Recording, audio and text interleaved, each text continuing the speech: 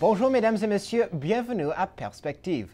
Aujourd'hui au Vatican, Monseigneur Dominique Momberti, secrétaire pour les relations avec les États, a réuni 71 ambassadeurs accrédités près le Saint-Siège pour présenter les intentions du Saint-Père sur la Syrie. Sauvegarde de l'intégrité territoriale du pays, respect de toutes les minorités, y compris les chrétiens, et respect des droits de citoyenneté afin de tous soient des citoyens égaux en dignité. En plus d'expliquer la position du pape, Monseigneur Momberti a également expliqué les initiatives du Vatican afin de favoriser la paix et d'éviter toute intervention armée.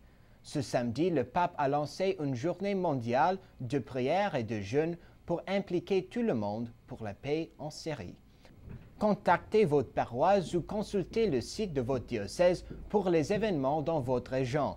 Nous sommes tous invités à contribuer à la paix.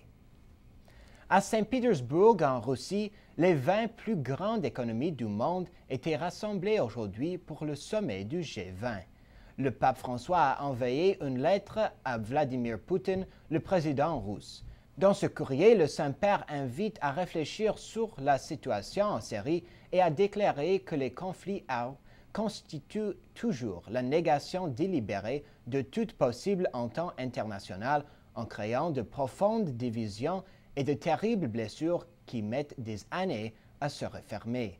C'est pourquoi il les exhorte à abandonner la prétention d'une solution militaire en privilégiant le dialogue et la négociation. Le sommet du G20 se conclut demain. Et ce matin, comme d'habitude, le pape François a célébré la messe à la maison Sainte-Marthe. Voici un résumé de son homélie. Quand le Seigneur vient dans notre vie, quand il entre dans notre cœur, il te dit toujours une parole. Il nous dit une parole et nous fait aussi cette promesse. Avance, courage, n'aie pas peur, parce que toi, tu vas faire cela. C'est une invitation à la mission, une invitation à le suivre.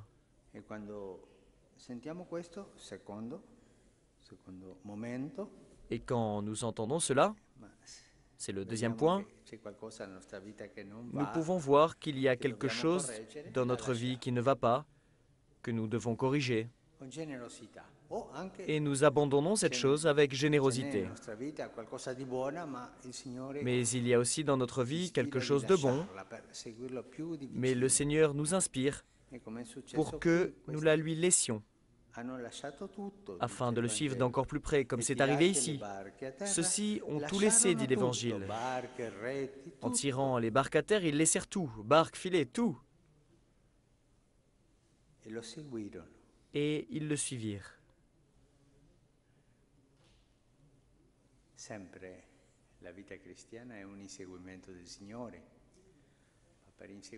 La vie chrétienne, c'est toujours se mettre à la suite du Seigneur. Mais pour se mettre à sa suite, il faut d'abord l'entendre. Et le Saint-Père a envoyé un message délivré aux membres de l'Ordre du Carmel qui se réunissent ces jours-ci à l'occasion de leur chapitre général.